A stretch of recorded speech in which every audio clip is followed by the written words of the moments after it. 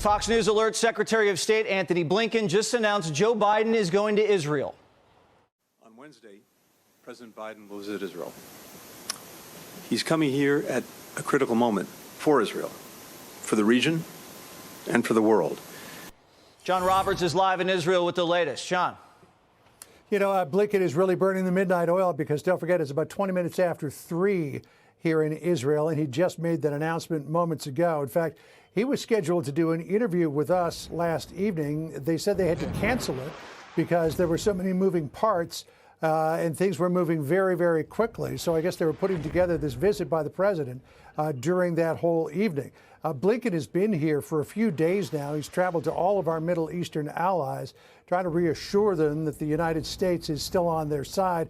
Even countries like Qatar, which has been acting as a go-between between Iran and Hamas, which raised a lot of eyebrows here in Israel because Qatar is also trying to negotiate the release of these hostages.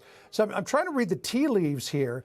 Biden coming, Jesse, on Wednesday, as all these Israeli troops have been sitting there massed along the border with their heavy armor and tanks. We thought that they were going to go in on Friday. Then on Sunday, we heard something about, well, the weather's not right. Now Biden is coming on Wednesday. There won't be any ground operation before then. So I'm trying to figure out here, put the pieces together. Is Biden going to try to talk Bibi Netanyahu out of mounting a major ground operation, or will he give Israel his full support behind it? Don't forget, last week, President Biden said that the U.S. was standing fully behind Israel. And then last night on 60 Minutes, he said, well, I don't think it would be a good idea for Israel to reoccupy Gaza. That's an important statement because if Israel completes its task, Jesse, or its stated task at least, of getting rid of Hamas, Israel's got to do something to govern that area. You can't leave a power vacuum because anytime that happens, the next bad guy just steps in and takes over.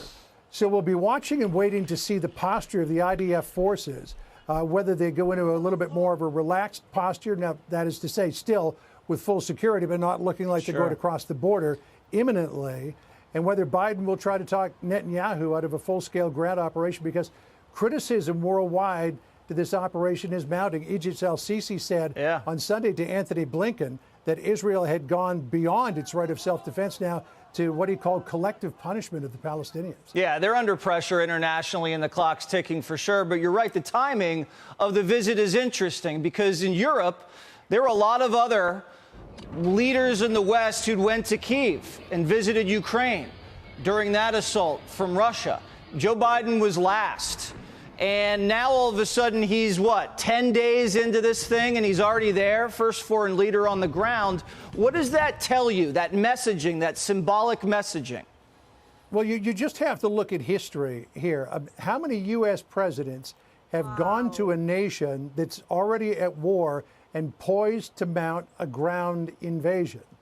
I can't remember any, Jesse. So the fact that he's coming here as these Israeli forces are poised to go into Gaza, I think is part of a bigger program here. I don't want to say he's looking for a ceasefire, but there may be some inkling of a de-escalation. We'll just have to wait and see. Oh, well, that would blow up in his face. If there's a de-escalation push while he's there, after those atrocities are still seared into the memories of the Israeli population, into the world, I think that would do severe damage to Israel's security and severe damage to Joe Biden's standing here at home and abroad. You're right on that front, but I think here's what the U.S. is looking at after Blinken's shuttle diplomacy. And the fact that he's still here, he's going to Amman, Jordan from here, and apparently he's going to stay in the region for a while, and that's probably to help cover the president's visit. But I think that there's a sense, Jesse, that if the ground operation is mounted, that the region could blow up, that Hezbollah could get involved, that it's got all those guided missiles, and the first target, the top target will be Tel Aviv. And we've seen what's happened over the past week with Hamas firing rockets toward Tel Aviv. Sirens were going off all day today.